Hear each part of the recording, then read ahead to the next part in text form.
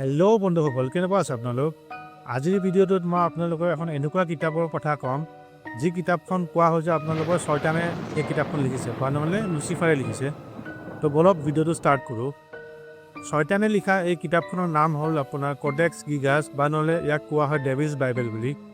এই কিতাপখনৰ আপোনাৰ লেংথ হ'ল 92 চেণ্টিমিটাৰ্ছ, কিতাপখনৰ বহল হ'ল আপোনাৰ 50 চেণ্টিমিটাৰ, আৰু কিতাপখনৰ থিকনেছ, সেই থিকনেছটো হ'ল আপোনাৰ 22 চেণ্টিমিটাৰ। আৰু এই কিতাপখনৰ ওজন হ'ল অলম'ষ্ট 75 কিলো। এই কিতাপখন কোৱা হয় যে লুচিফাৰে নিজেই এই কিতাপখন লিখিছিলে। কিন্তু এই কিতাপখন ক'ৰ পৰা আহিল আৰু কেনেকৈ আহিল, তাৰ কাৰণে আমি 800 বছৰ আগত যাব লাগিব। অলম'ষ্ট 1200 বছৰ আগত এজন মংক আছিলে, তেখেতৰ নাম আছিল হাৰমেন। তো সেই মংকজনে এবাৰ কি কৰিলে যে তেখেতে কিবা এটা পাপ কৰিলে বা চিন কৰিলে, সেইটো কাৰণে কি হ'ল, তেখেতক সেই মনেষ্ট্ৰীৰ পৰা আপোনাৰ বৰখাস্ত কৰি দিলে, আৰু কোৱা হ'ল যে তেখেতক ৱালত জিন্দাই মানে পুতি দিবৰ কাৰণে। কিন্তু এতিয়া সেই মংকজনতো মৰাৰ ইচ্ছা নাই, তো তেখেতে গৈ ক'লে, মানে যোনজন মংকৰ একদম হায়েষ্ট লেভেল প্ৰিষ্ট আছে, তেখেতক গৈ কেনে ক'লে যে আপুনি মোক মাফ কৰি দিয়ক, মই আৰু এইবোৰ নকৰোঁ। কিন্তু হায়েষ্ট প্ৰিষ্টে তেখেতৰ একো কথা নাই শুনা, ক'লে যে নাই, আপুনি বহুত ডাঙৰ পাপ কৰিছে, আপুনি বহুত ডাঙৰ চিন কৰিছে, তো আপোনাৰ ডেথ চেণ্টেঞ্চ দিয়া হ'ল। এতিয়া উপায় নাপায় মংকে কি কৰিব?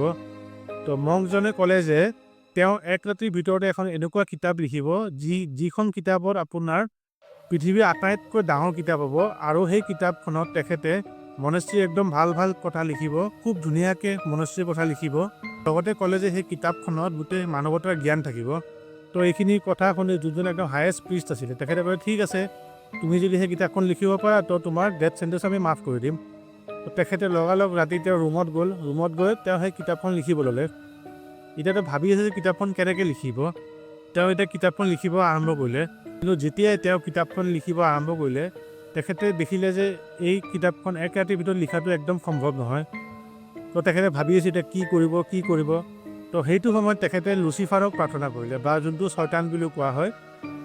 তো তেখেতে ভগৱানক নহয়, কিন্তু লুচিফাৰক তেখেতে প্ৰাৰ্থনা কৰিলে। তেখেতে কিছুমান এনেকুৱা পূজা পাঠ কৰিলে, যিখিনি দেখি লুচিফাৰে তেওঁৰ ওচৰত আহি উপস্থিত হ'ল। এতিয়া তেওঁ লুচিফাৰক ক'লে যে আপুনি মোক এনেকুৱা এখন কিতাপ লিখি দিয়ক, য'ত কি মানৱতাৰ গোটেই কাহানী থাকে, আৰু পৃথিৱীৰ চবতকৈ ডাঙৰ কিতাপ হয়। তো লুচিফাৰে ক'লে যে ঠিক আছে, মই এনেকুৱা এখন কিতাপ লিখি দিম, কিন্তু তাৰ বিনিময়ত আপুনি আপোনাৰ যোনটো চ'ল বা আত্মা বুলি কোৱা হয়, তো সেইটো আপুনি মোক দিব লাগিব। আপোনাৰ চ'লটো আপুনি মোক দিয়ক, তাৰ বিনিময়ত মই আপোনাৰ কিতাপখন লিখি দিম। তো মংকজনে বহুত ভাবি চিন্তি ক'লে যে ঠিক আছে, আপুনি মোৰ চ'লটো লৈ লওক, আৰু আপুনি মোক কিতাপখন লিখি দিয়ক। তো এইখিনি কৈ মেলি মংকজন শুব গুচি গ'ল। যেতিয়া ৰাতিপুৱা মংকজনে শুই উঠিলে, তেখেতে দেখিলে যে তেখেতৰ ওচৰতে কিতাপখন থোৱা আছে, আটাইতকৈ ডাঙৰ এখন কিতাপ। তো তেখেতে দেখি থতমত হৈ গ'ল, আৰু তেখেতে গম পালে যে এই কিতাপখন নিশ্চয় লুচিফাৰে তেখেতৰ কাৰণে লিখি গ'ল। তেখেতে কিতাপখন যেতিয়া খুলি চালে, তাত চালে যে কিতাপখন 160টা আপোনাৰ গাধৰ চামৰা দি কিতাপখনৰ পেজবোৰ বনোৱা আছে, আৰু তেখেতে নিজে কিতাপখনৰ যোনটো ফাৰ্ষ্ট পেজ, তাতে তেখেতে লুচিফাৰৰ এটা ছবি আঁকি দিছে, ট্ৰিবিউট দিবৰ কাৰণে ফৰ লুচিফাৰ। তো মনেষ্ট্ৰীৰ মানুহবোৰে এই কিতাপখন থতমত খাই গ'ল। তেখেতে ভাবিলে যে এনেকুৱা এখন কিতাপ ইমান জনে তেখেতে কেনেকুৱা লিখিলে, আৰু সেইকাৰণে তেখেতে কি কৰিলে, মংকজনৰ আপোনাৰ ডেথ চেণ্টেঞ্চটো মাফ কৰি দিলে।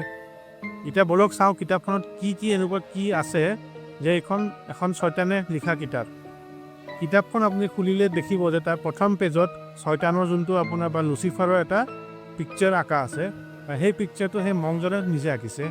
লগতে তাৰ অপজিট চাইডে আপোনাৰ যোনখন হেভেন বুলি কোৱা হয়, তো তাৰে কিছুমান পেইণ্টিং আছে। যোনজন লুচিফাৰক তেখেতে আঁকিছে, তাত দেখা যায় যে লুচিফাৰৰ দুখন হাত আছে, দুখন ভৰি আছে, আৰু আপোনাৰ তেখেতৰ মুখখন সেউজীয়া ৰঙৰ, আৰু তেখেতৰ যোনখন জিভা, আৰু লুচিফাৰৰ জিভাখন মাজেদি কাটা আছে, জিভাখন আপোনাৰ দুইফলীয়া হৈ আছে। লুচিফাৰৰ আপোনালোকে চাব পাৰে মুখখন সেউজীয়া ৰঙৰ, আৰু চকুকেইটা ৰঙা, আৰু লুচিফাৰৰ হাত আৰু ভৰিত চাৰিটা আঙুলি আছে, আৰু লগতে বহুত ডাঙৰ নখ আছে। কিতাপখন যদি আপোনালোকে খুলি চায়, তাত দেখিব যে কিতাপখনত ৰঙা, নীলা আৰু সেউজীয়া আখৰেৰে বস্তুবোৰ লিখা আছে, আৰু কিতাপখনত সূৰ্য আৰু চন্দ্ৰৰ ফটো আঁকা আছে। লগতে এনেকুৱা এটা গ্ৰহ আছে, যি গ্ৰহটো পুৰা পানী দি বনোৱা, আৰু কিতাপখনত এনেকুৱা পদ্ধতি কিছুমান আছে, যিখিনি ব্যৱহাৰ কৰি আপোনালোকে শয়তানক এই পৃথিৱীলৈ মাতি আনিব পাৰে। তো এইবোৰ কাৰণত এই কিতাপখনৰ নামটো ৰখা হ'ল ডেভিলছ বাইবেল, বা নহ'লে কডেক্স গিগাছ। আৰু এনেকুৱা মানা হয় যে এই কিতাপখনৰ যোনবোৰ পেজ, এই পেজবোৰ মানে আপোনাৰ শ্ৰাপিত হয়, বা কাৰ্ছড বুলি ক'ব পাৰে। এই কিতাপখন য'ত গৈছে, চব জেগাতে আপোনাৰ বৰবাদি এই কিতাপখনে লৈ আনিছে। যোনখন মনেষ্ট্ৰী এই কিতাপখন থোৱা আছিলে, সেই মনেষ্ট্ৰীৰ অৱস্থা একদম বেয়া হৈ গ'ল, আৰু মনেষ্ট্ৰী আল্টিমেটলি বন্ধ হৈ গ'ল। তাৰপিছত আৰু এটা মনেষ্ট্ৰী আছে, ছেটেলাইট মনেষ্ট্ৰী বুলি, তো তাতে সেই কিতাপটো পঠোৱা হ'ল। আৰু সেই মনেষ্ট্ৰীত সেই কিতাপখন অহাৰ পিছত প্লেগ আহি গ'ল আৰু বহুত মানুহ তাতে আপোনাৰ মৰিব লগা হ'ল। আৰু এতিয়া এই কিতাপখন থোৱা আছে ছুইডেনৰ এটা নেশ্যনেল লাইব্ৰেৰী আছে, তাতে এই কিতাপখন থোৱা আছে এতিয়া। কিতাপখনৰ ওপৰত বহুত ৰিচাৰ্চ কৰা হৈছে, বহুত চাইণ্টিফিক ইনভেষ্টিগেশ্যন কৰা হৈছে কিতাপখনৰ ওপৰত, আৰু দেখা গৈছে যে কিতাপখন আপোনাৰ এক ৰাতিত লিখা একদমেই সম্ভৱ নহয়। যদি কোনো নৰ্মেল মানুহে এই কিতাপখন লিখিব এতিয়া বহে, তো কিতাপখন আপোনাৰ কমপ্লিট হ'ব অলমষ্ট 30 বছৰ লাগিব।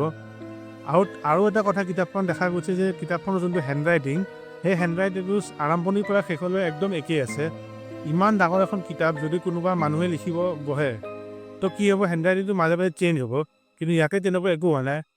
ষ্টাৰ্টিঙত যেনেকুৱা হেণ্ডৰাইটিং আছিল আপোনাৰ লাষ্টতো ঠিক তেনেকুৱা ছেইম হেণ্ডৰাইটিং আছে। আৰু দেখা গৈছে যে যোনটো চেহি এই কিতাপখন লিখিবৰ কাৰণে ব্যৱহাৰ হৈছে, সেই চেহিটো একদম ছেইম আছে।